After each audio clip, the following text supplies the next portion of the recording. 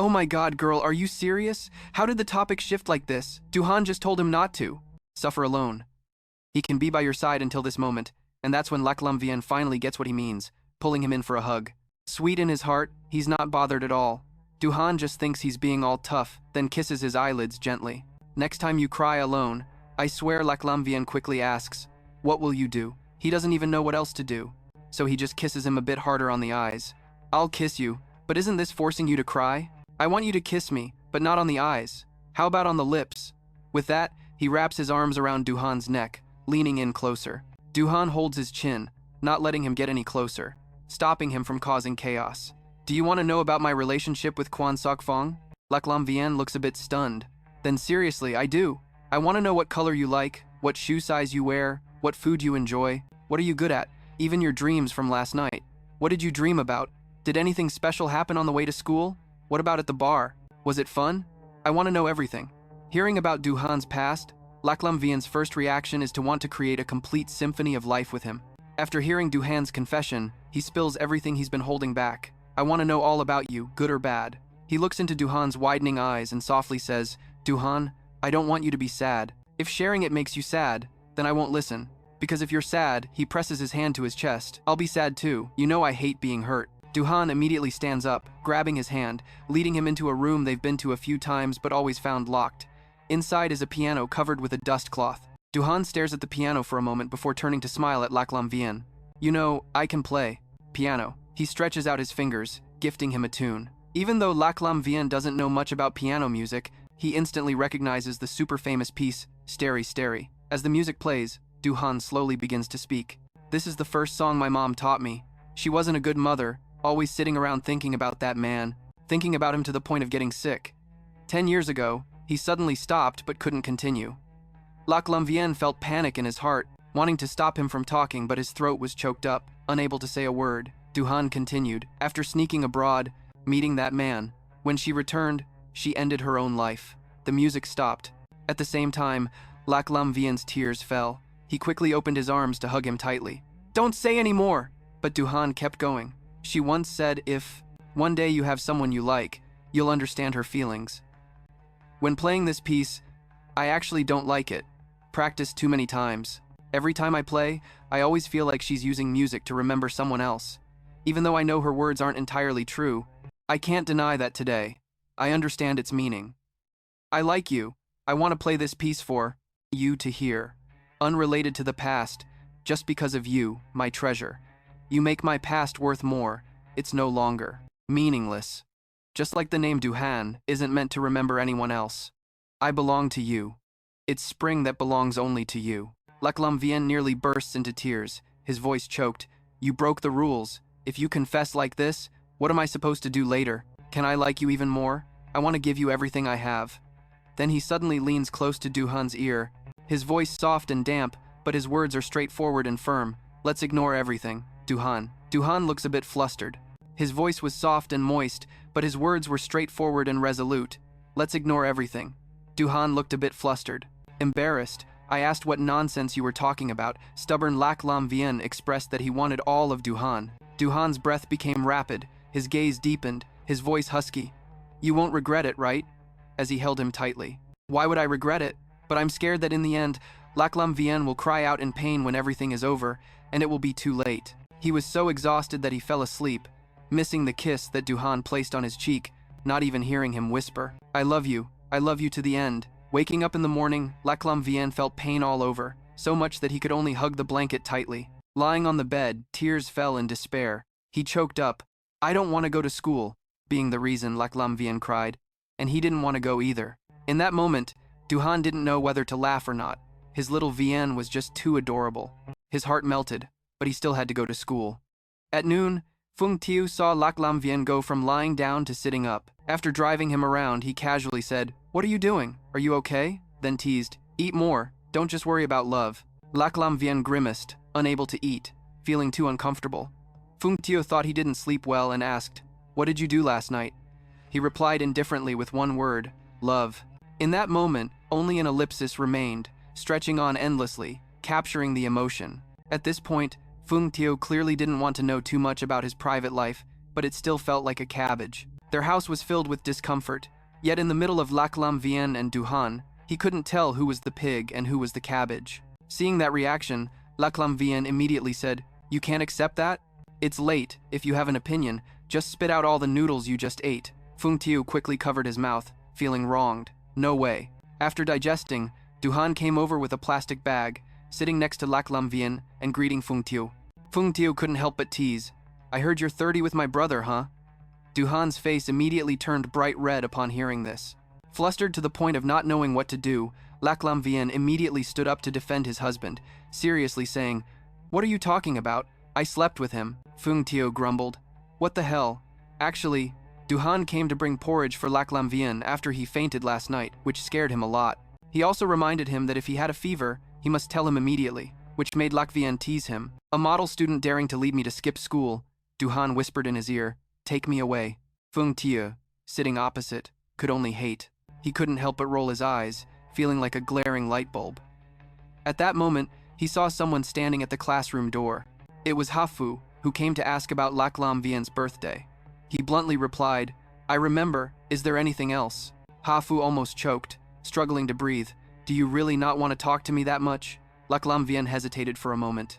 His expression showed some awkwardness, but he still straightforwardly said, "After all, we've broken up." Hafu bit his lip tightly. "If we've broken up, can't we be friends anymore?" Lac Lam Vien suppressed his emotions, wanting to turn to look at Duhan in class, saying, "I feel." Hafu stared at him, wanting to question, "Then why did you agree to come to my birthday party right after?" Lac Lam Vien's next words forced that question back into his stomach. "I'm sorry, Hafu. I know it sounds a bit guilty, but I already have a boyfriend. I like him, so I can't be friends with you." Back in class, Fung Tiu, with a sentimental expression, said, "Lac Lam Vien, what are you thinking right in front of the current person? Still tangled up with the ex?" Lac Lam Vien is feeling a bit off. "I'm not tangled up with Hafu. I just went to talk about the birthday. I already agreed. I told her early on, don't scare people like that. He's not that easy to get jealous. Fung Tiu is too lazy to pay attention to you." Just then, Dao Tin walks over and asks if you want to go to the canteen to buy some Coke.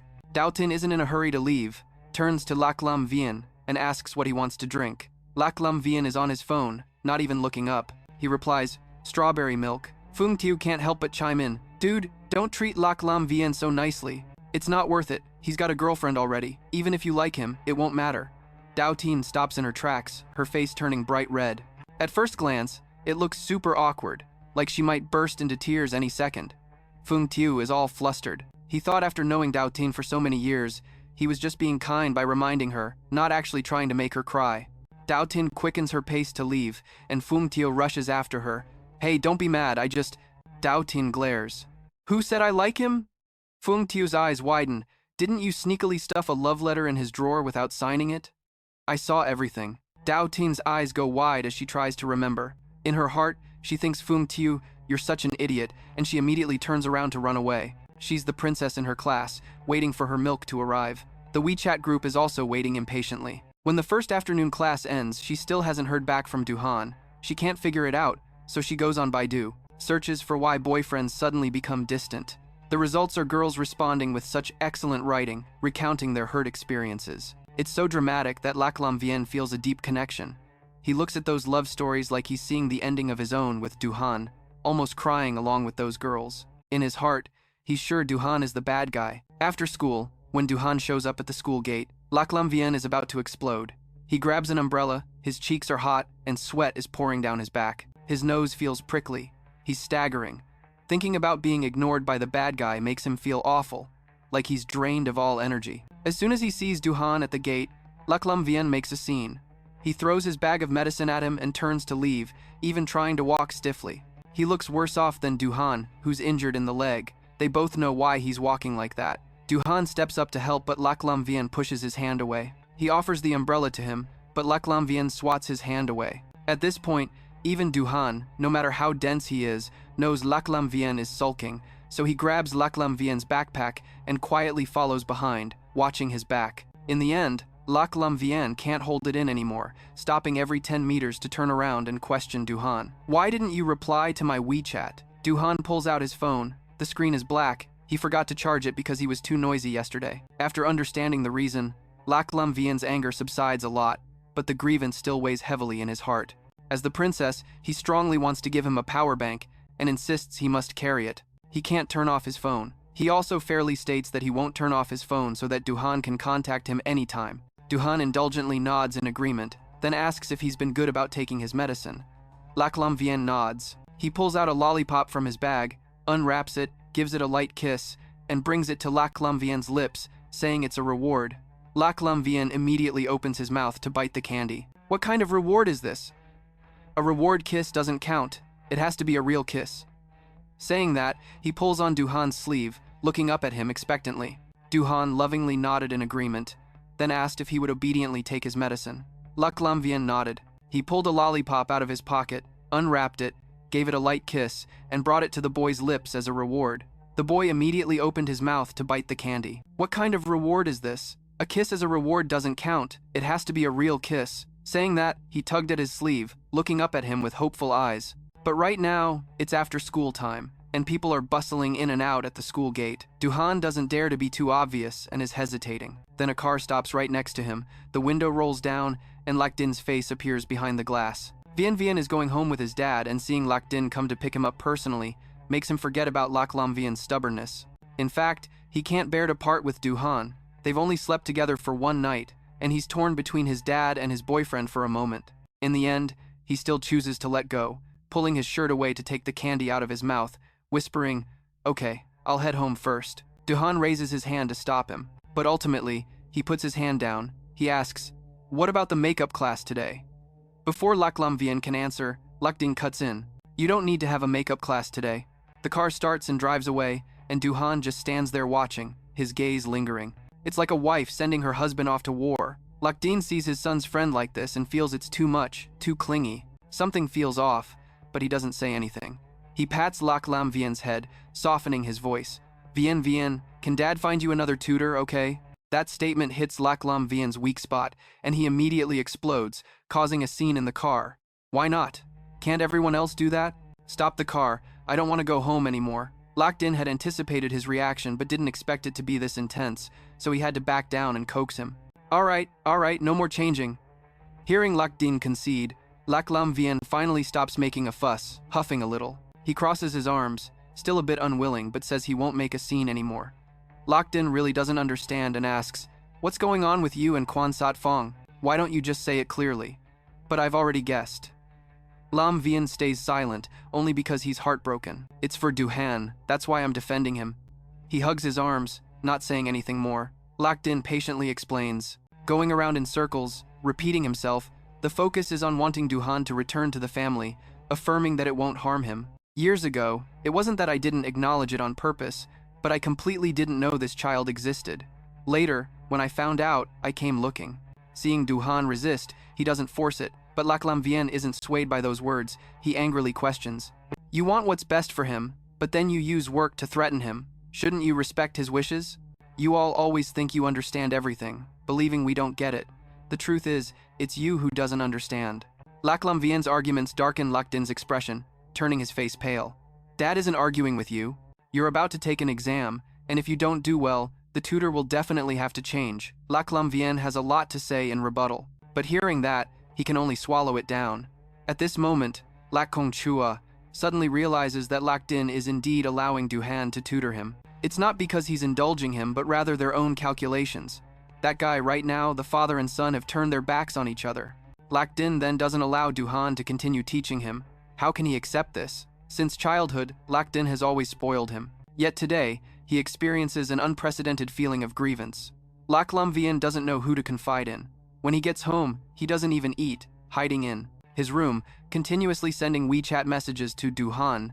He's still working, so his replies are slow, gradually making Lac Lam Vien understand that he should stop messaging so he can focus on work. He tosses his phone aside, crawls under the blanket, sulking. Even when his uncle knocks on the door, he doesn't care. He has no choice but to go downstairs to find Lac Din. Lac Din didn't expect Lac Lam Vien could sulk this long. Now he doesn't know what to do to make it better. Then he notices Lam Thu, who rarely appears at the dining table. Lac Din immediately reminded Lam Thu to take good care of her son. Lam Thu sarcastically replied, "You're the one messing with him, what does it have to do with me?" Lac Din was used to this attitude, casually saying it wasn't her fault, he wasn't born from her. Lam Thu continued to coldly mock, saying it was him who was never home. Not me. Hearing this, Lac Din was so mad she lost her appetite, but then saw Lam Thu getting up. She walked to the landline phone, dialed straight to Lac Lam Vien's room, and coldly said, "Get down for dinner in less than 5 minutes." Lac Din saw Lac Lam Vien come down with a sullen face, reluctantly walking downstairs. He wasn't feeling well and barely ate anything. Lac Din thought he was just putting on a show, frowning tightly without saying anything more, just reminding him a few things before reporting that she had to go on a business trip tonight. Lam Thu laughed coldly at this, put down her chopsticks, and walked away. Lac Lam Vien ate without tasting anything. After finishing, he went back to his room. He still felt uncomfortable, both physically and mentally. That night, the Lac household was in chaos. A doctor was called in, examining the marks on Lac Lam Vien's body and the cause of his fever. The doctor's eyes were wide open. By the time Lac Lam Vien woke up, it was already the next day. The hospital room was dimly lit with a greenish glow, the door slightly ajar, and someone leaning against it, faintly smelling of cigarette smoke. Lac Lam Vien blinked his heavy eyes, slowly coming to. The scene in the room was Lam Thu leaning against the door frame smoking. Lac Lam Vien moved his hand. There was an IV drip still attached to his arm, and his heart rate immediately sped up.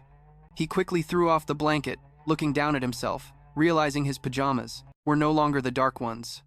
Lam Thu walked over, standing at the head of the bed, her cold gaze and fingers pinching the cigarette looking down at him. Lac Lam Vien trembled in fear, stuttering, "Mam Lam Thu." Calmly, she stubbed out the cigarette in the ashtray on the bedside table. The next second, Lac Lam Vien received a stinging slap that left him dazed. He held his face, panic-stricken, looking up at Lam Thu, only to see her face still icy.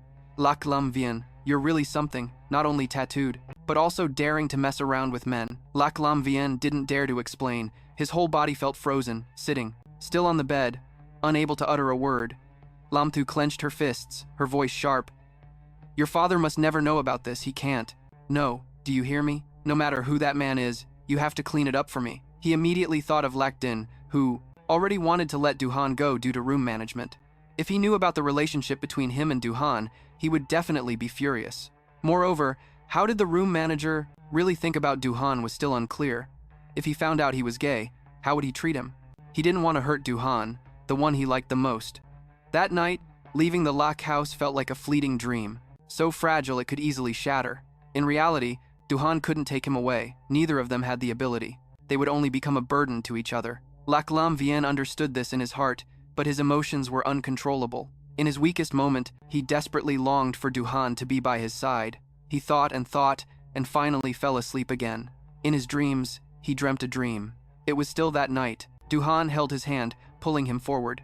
The road was long but incredibly beautiful. He was awakened by the sound of his phone ringing, checking the time. Clearly, school hadn't ended yet, but the caller was Duhan. Lac Lam Vien hurriedly sat up, gulping down a glass of water, finally easing the tightness in his chest. He even intentionally cleared his throat a little. But the moment he answered the call and heard Duhan's voice, he felt a wave of grievance rise up, unable to hold back, even unable to speak. Only heavy breaths remained. Duhan was perceptive. "I feel like something's off. Little Vien, why are you holding back your feelings in your eyes? Just move your phone a little further away." I take a deep breath and try to make my voice sound really soft. "Why are you calling me at this hour? Did you come to class looking for me? They said I wasn't there. Are you sick? You don't need to come visit me. Please don't come, I refuse too much." Being so stiff made Duhan go silent for a moment before he spoke seriously. He asked, "Babe, what's really going on?" Lam Vien wanted to say he got caught by his mom, wanted to say he just got hit, but the words got stuck in his throat. Saying it out loud would only make Duhan regret it too, and that wouldn't help. That night was something he wanted, which is why they did it. He didn't want Duhan to regret this, so he could only respond that he had a slight fever. But it wasn't serious. He had taken medicine. And got a shot too. Duhan softened his tone. "What did Dr. Locke say about you?" Lam Vien pressed his hand against his chest, speaking softly. "Nothing. He didn't say anything about me. I'm fine. Tomorrow I can go to school." Duhan still didn't believe his babe's words. "If there's anything, you must tell me." Lam Vien finally couldn't hold it in anymore, his voice trembling. "So, I want to see you. Can I come find you?" He arranged to meet Duhan after school. He would go to his house first. Lam Vien put on a bag on his back, and you could tell he was getting ready to go out. Overnight, he walked from the living room to the big gate. Lam Thu quietly followed him the whole way. When he stepped out the door, he calmly turned to face Lam Thu, waiting for her to speak. "You have to understand, this is your home. Whether you admit it or not, I am still your mother." I only become your mother when I need to, but when you need me, I'm never there." The two of them looked at each other for a moment, then Lam Vian turned and walked away. Without looking back, Feng Tiu saw he wasn't going to class and called to comfort him. After understanding the situation, he said this problem was beyond his scope. He couldn't give an answer, and asked why he was so public about it. He was also worried that Lam Vian didn't have money to spend, planning to help him. Even if he was rebellious and ran away, he still needed to bring money. But Lam Vian had already earned 2,000 to put in Alipay, refusing Feng Tiu's good intentions. The time was almost up for school to end. Duhan texted him to tell him to wait at a milk tea shop. "Don't wait at your house door, squatting is tiring." Lam Vian felt like Duhan was some kind of mystical being. How did he know he was squatting in front of his house right now? Because he hated the dirty wall and couldn't lean against it to sit. So he rested his chin on his knees, curled up like a ball, and carefully lifted one foot up, avoiding it from touching the ground. Since it was his boyfriend's advice, Lam Vian went downstairs to order 2 cups of milk tea. He felt a little relieved inside, thinking back to the chaos this morning that pushed Lam Thu to the point where she didn't dare to manage him anymore. The love he had for his mother was real, but resentment was real too. In those arguments, most of them were pent-up feelings he had been holding back for a long time. Seeing Lam Thu's angry expression, he felt a sense of satisfaction inside. Because Lam Thu finally cared about him. She had feelings for him, whether good or bad. Not far down the street, a bus swayed to a stop. A boy in uniform stepped down under the sunset, his shadow elongated and slender. His gaze swept over here. He quickly found the person he wanted to see and broke into a smile. Lam Vian waved his hand vigorously, making himself look like a little colorful flag fluttering in the wind. Afraid Duhan wouldn't see him, Duhan immediately sped up and ran towards him, the warm smile on his face. But as soon as he got closer, it completely disappeared. His face turned serious, striding over to grab his wrist tightly. "I asked what happened. AI was hitting you." Lam Vian signaled me to let go, but Duhan wouldn't budge, just his grip. "On your hand loosened a lot, no longer holding onto you tightly. You had to use one hand to hold the bubble tea, right up to his face, splashing cold liquid all over Duhan. Don't get worked up, just drink the bubble tea." Duhan glared at you, seeing you completely. Not in the mood to answer seriously, he reluctantly let go. "What bubble tea? Just behave and let me take you home." He pulled Lam Vian along, "But you wouldn't budge. I ordered fried chicken, it's not done yet." After spending time together, Duhan knew your personality well. You had to pick designer stuff for everything. Today, not only did you get hit, but you also wanted fried chicken, which was just unreasonable. But the reality was that the situation forced it. Those 20,000 still weren't enough for Lam Vian. Every day you ordered takeout from a 5-star hotel, so you had to think of a way to satisfy your fried chicken cravings. But you couldn't take it anymore. With Duhan standing next to you radiating cold vibes, you slowly said, "Don't make that face, it'll ruin the fried chicken. Now open your mouth." You brought the chopsticks close to Duhan's lips, coaxing him to take a bite. Duhan pressed his lips together, silently staring at you, clearly showing that if you didn't spill the beans, he would stay quiet until the end of time. Lam Vian had no choice but to give in, putting the piece of fried chicken down, sipping bubble tea, and trying to smile at him. "It's my mom's fault." Hearing that, the injury on Kong Chua's face was caused by your mom made Duhan's pupils slightly constrict, emotions in his eyes instantly showing. Lam Vian saw pain and heartbreak in his eyes, along with deep suspicion. You stretched your voice in a teasing manner. "Actually, it doesn't hurt that much. Teacher Do, give me a kiss. Just one kiss and it'll stop hurting." Lam Vian was just joking, trying to shift the attention, but his eyes were stinging. This was a public place, too. Boys sitting here being all intimate couldn't do anything too overt or too obvious.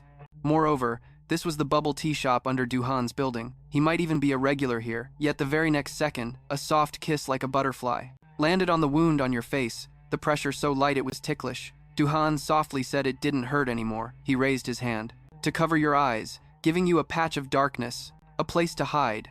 "If you want to cry, just cry. Don't be afraid. I'm here." That afternoon, while eating fried chicken and crying like a mess, that memory Lam Vian didn't want to recall later. You were crying and touching the wound. It was really tragic. The more it hurt, the more you wanted to cry. In the end, you looked just like a little kid, holding a bag of fried chicken in your arms, left hand holding bubble tea, right hand tightly held by Duhan leading you home. You felt a bit dazed, like there were quite a few people watching, but Duhan remained calm, walking alongside you, completely ignoring all the scrutinizing gazes. Just like he said, "Don't be afraid, I'm here." Duhan was like a sturdy mountain, shielding you from all the outside looks. When you got home, Duhan, Lam Vian had cried until exhausted, Your eyes couldn't even stay open. Seeing you like that, Duhan asked if you wanted to take a shower. Of course, Lac Lam Vien wanted to shower. Duhan thoughtfully helped you wash up, then used a big white towel to dry you off, dressed you in soft pajamas, and tucked you into the blanket. Lac Lam Vien just touched the pillow and wanted to sleep, rolling around, but every time you laid your face on the pillow, the pain woke you up a few times. Duhan had to change clothes, crawl into the blanket, and hug your waist, keeping you in a position so you could sleep peacefully. Lac Lam Vien was awakened, eyes wide open. Duhan chuckled softly. Not sleeping anymore? The person in his arms just shook their head silently. Then you started to squirm, finding a comfy position with my hand on his chest like I'm whispering a secret. His heartbeat sounds so good. Duhan says heartbeats aren't all the same, so why is Lac Lam Vien wrapping his legs around his like he can't let go? It's different from his. Listening to the heartbeat, trying to fight off sleep, he says, "Do you know the little prince?" Duhan gently strokes his hair. Of course he knows. Lac Lam Vien's eyelids slowly close. You are the fox he trusts.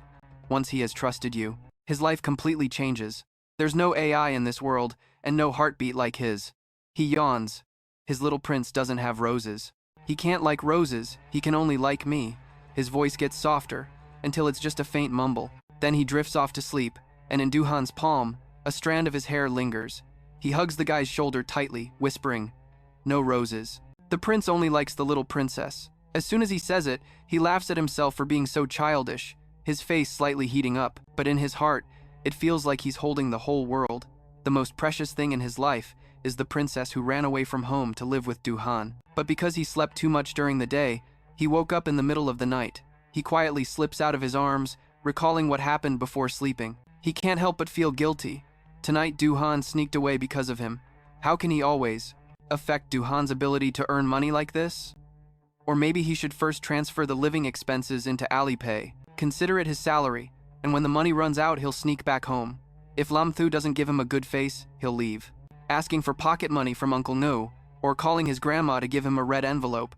Grandma loves him the most. Lac Lam Vien's habit is to sleep with the lights on, but before at Duhan's house, he was very well behaved and never mentioned this request, because he didn't want to disturb his sleep. But somehow Duhan knew he needed the light on. Just as he fell asleep, Lam Vien sat on the chair, hair all messy, taking tons of pictures of Duhan sleeping. Duhan is seriously too beautiful. Under the warm light, his sleeping face with a high nose, deep eyes, and long eyelashes casting shadows on his smooth skin. His pale lips are so beautiful that it makes you take a deep breath. No matter how many pictures he takes, it never feels enough. Lac Lam Vien, pulling out paper and pencil again, sketching his portrait, shading, the blurred lines intertwining with each stroke gradually appear, recreating Duhan's face and features with black and white patches on paper. He's usually a clean freak. Yet he's willing to use his hands to smudge the charcoal, fingers outlining the face of the one he loves. The drawing is taking shape, but he doesn't want to show it to AI, just fiddling with his fingers still covered in charcoal, feeling shy as if showing his clumsy, ugly work to his lover, feeling so shy that he doesn't want to give it anymore. But this is just the first drawing. Later on, there will be many drawings between them. He can draw so many Duhan, and then choose the best one to give to the most important person. Lac Lam Vien carefully puts the drawing away, then sneaks into the bathroom to wash his hands, looking at himself in the mirror. Lac Lam Vien suddenly remembers he forgot to brush his teeth, immediately feeling like he committed a big crime. The sweet strawberry smell from the toothpaste in his mouth makes him fall into a state of doubt. How sweet does Duhan think he is? Last time he came here, the toothbrush was mint-flavored. Haha, this time the toothpaste has changed to the kid's kind, sweet strawberry flavor, so sweet that he almost swallowed it. He tiptoes away, sneaking back, wishing he could turn into a feather and fly straight to the bed. But Lac Long Vu failed, and as soon as he climbed into bed, Duhan woke up. He opened his sleepy eyes, dreamily calling his name. He reached out to pull him into his arms. Even in his dreams, he still remembered the wound on Lac Lam Vien's face. He turned him around and hugged him from behind, cutely nuzzling his face into his neck. Poor Lac Lam Vien. His dry lips brushed against his neck, sending electric shivers down his body. He trembled so much he practically raised a flag in an instant. The next morning, the alarm clock buzzed, waking Duhan up. Lac Lam Vien was lying on him, and he gave him a kiss that smelled like strawberries. "Why do I like strawberries so much? Let's use strawberry flavor next time," he said. Duhan was still not fully awake, hugging him tightly. He pressed Lac Lam Vien down with his butt, causing him to be immediately pinned down, and he hoarsely said, "If you don't want to get hurt, don't tease me." The princess finally gave up her clean eggs for Duhan. This wasn't the first time they sat together. On the school bus in the morning, there were still seats available. Duhan took a wet wipe from his bag, handed him one, and told him to wipe the seat before sitting down. But Laklam Vian didn't use it and just sat down directly. It wasn't very comfortable, but it was clean, and sometimes you just gotta change things up. Even though Duhan was good at making money, he was still just a student with limited capabilities. If Laklam Vian was willing to ride the bus with him, he had to get used to these things. If he kept being picky, it would only widen the gap between them. Isn't it easy for problems to arise? Romeo and Juliet only died before they could escape successfully, which is why they didn't turn into a bitter love story. Laklam Vian thought he was being very profound, even getting a bit emotional with himself. He turned his head, hoping his gaze could express it. Clearly, he was being obedient and sincere enough for Duhan to praise him a little more, but immediately, he was overwhelmed by Duhan's profile in the morning light, struck down by his beauty. Laklam Vian forgot all his sacrificial thoughts. Just moments ago, he felt his heart racing like popcorn heating up, gradually expanding until it popped into a fluffy kernel. Sweet and fragrant, Duhan wore one earbud while spinning the other in his hand. Laklam Vian leaned in closer, wanting to listen too. Duhan pulled his gaze back from the window, looked at him but didn't immediately hand over the earbud. Instead, he set a condition. "Tonight is Hapfu's birthday, right?" Laklam Vian obediently replied, remembering the last time in class when Fung Tio had nagged him for not understanding things, even bringing up his ex-girlfriend in front of his current girlfriend. So, he asked softly with a hint of pleading. "Why?" Duhan straightforwardly demanded, also bluntly saying, "Tonight, don't get too close to her." Laklam Vian's face immediately turned red, pretending to ask why. Why? He clearly knew this was the usual kind of dialogue between couples, but still wanted to tease. Duhan shoved the earbud into his ear. The piano music through the earbud, with a deep male voice, resonated in his ear along with the music, because he would get jealous, because he wouldn't allow it, because he was his. When they got to class, Fung Tio brought him breakfast made at home, worried that Laklam Vian hadn't eaten anything yet, but he refused. "No need, I already ate the noodles Duhan made and I'm full, still warm in my stomach." Fung Tio rolled his eyes. "Aren't you in love with Duhan? Why does it feel like you two are raising a kid together?" Laklam Vian was unconvinced, ready to argue back. But he was stopped by Fung Tio's words. "What have you ever done for Duhan? Have you helped him with anything?" Thinking it over, he really hadn't helped with anything. The more he thought about it, the more he felt Fung Tio was right. Wasn't it just like raising a kid? The first time was bringing a dirty child home, bathing him, and cooking birthday noodles for the sad child because his parents were fighting. After that, leading the kid who almost got abused by his dad to run away from home. The whole love story between Duhan and him is like doing charity work. Just yesterday, he took the kid, who was sobbing by the roadside home, to bathe, blow-dry his hair, and cuddle him under a blanket to help him sleep. Truly, love is as vast as a mountain. So bizarre, it's almost creepy. Fung Tio asked him what birthday gift he prepared for Hafu, his eyes wide open. The mask of Laklam Vian was pretty big, and he was startled. He forgot that the princess forgot to bring a birthday gift for Hafu. Fung Tio couldn't believe it, staring at him. "Are you even paying attention? After all, it's your ex-boyfriend. I told you ages ago, and you still haven't bought anything?" "Of course, I bought something.